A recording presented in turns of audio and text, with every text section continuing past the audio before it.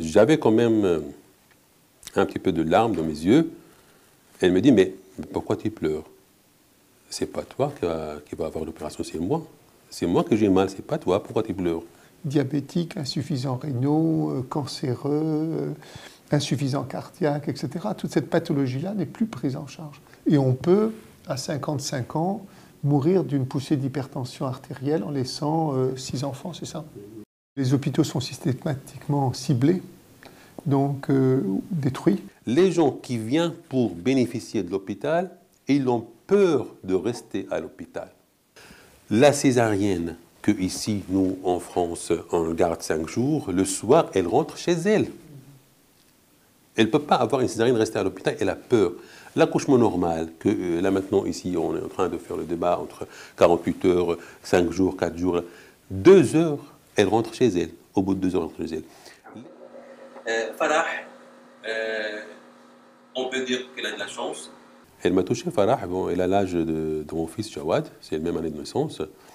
Et lorsque j'ai discuté avec elle, ça m'a quand même beaucoup touché. Cette fille de 11 ans, lorsqu'elle parle, moi je peux donner un âge mental de 30 ans. J'avais quand même un petit peu de larmes dans mes yeux. Elle me dit, mais pourquoi tu pleures? C'est pas toi qui va avoir l'opération, c'est moi. C'est moi que j'ai mal, c'est pas toi. Pourquoi tu pleures? La façon de parler, lorsque je discutais avec elle, j'ai vu quand même une fillette syrienne de 11 ans qu'elle me parle comme une de 30 ans. L'histoire qui m'a le plus frappé, c'était tout à fait au début. C'était devait être le 2e voyage. Et on m'a appelé pour aller au bloc opératoire parce qu'il venait de recevoir une jeune fille de 16 ans dans la banlieue d'Alep. La famille avait été bombardée et il ne restait comme survivant que cette jeune fille de 16 ans et son frère de 12 ans. Elle a été amenée au bloc opératoire. Sa plaie était très sale, donc ils ont commencé à laver à grande eau la plaie.